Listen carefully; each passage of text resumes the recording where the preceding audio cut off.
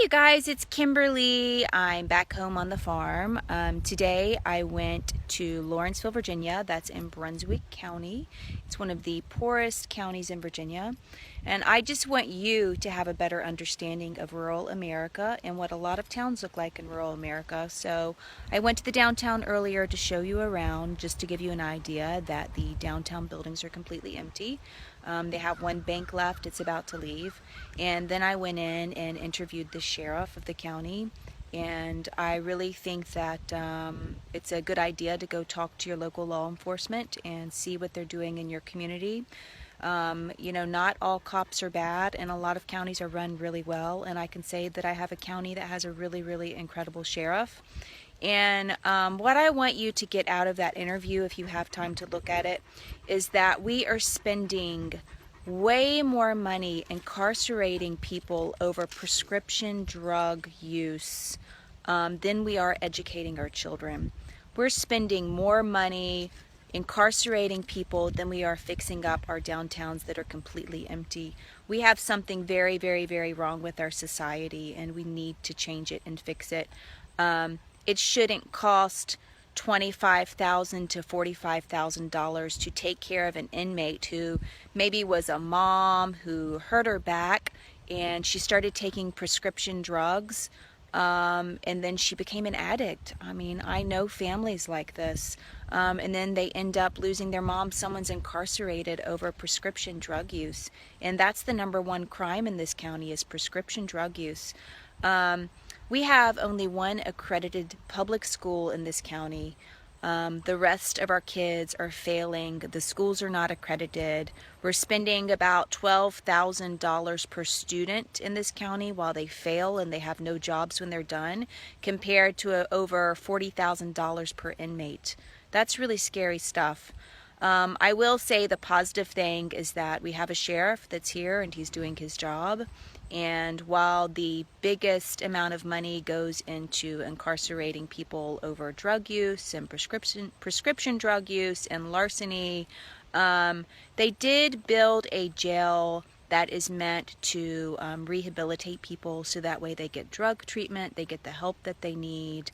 They spend a lot of money doing that. So even though it seems like they're piling a lot of money into a program, it does have a lot of benefits.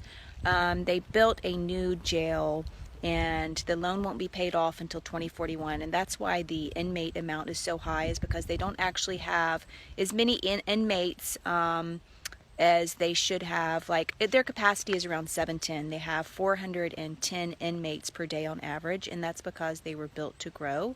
But they have religious services for inmates, and then they have areas for inmates to learn. They have a GED program, they have the drug treatment program, and they also added infrastructure here to a town called Alberta that did not have water and sewer. So the new jail is owned between 3 counties, and it's state funded. There's no federal funding, and they really are not making any money off of inmate labor. I can tell you the exact number. Of course, I'm outside, but they're saving the county $146,250 $146,250 per year with their inmate labor. That's 1,334 labor hours. But their total labor hours, and I'm really sorry, I'm outside and it's windy and I can't read this stuff. Hey, Rebecca. They have over 3,000 inmate labor hours, and that's stuff like picking up trash and stuff. So while it seems like they're saving the county money, the county is actually paying $2,600,000 or something. I have a lot of this information and some really cool graphs, and I have a new program I'm working with, but my internet is so bad on the farm I just can't get it to run. So I want to show that to you. So what I'm saying is that as a society, we could be putting money into treating people for pain, but instead we have big pharmaceutical companies that are paying off our congresspeople. This is Money is the big issue. If we can clean out Congress, which is something that I'm definitely working on, we could have laws made for people instead of big pharmaceutical companies. So you've got the big pharmaceutical companies that are paying off your Congress people, and you end up with people addicted to prescription drugs. That is one of the highest incarcerations is for drug use, for stuff like that. It's really sad. And then we end up piling all this money into the sheriff's office, to the police department, into our prison system, way more than what we're doing for education.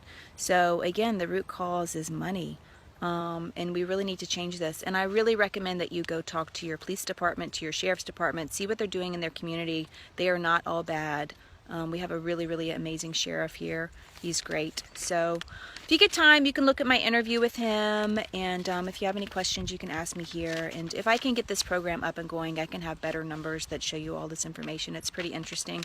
And you can look into your locality. How much money is your locality spending on prisoners compared to education? You know, it's sad. The money's out there, but we really need to think about how we are going to spend our money on our people as a society. Sad stuff. Thanks, Rebecca. Thank you, Breeze. All right, you guys have a really good day. Bye.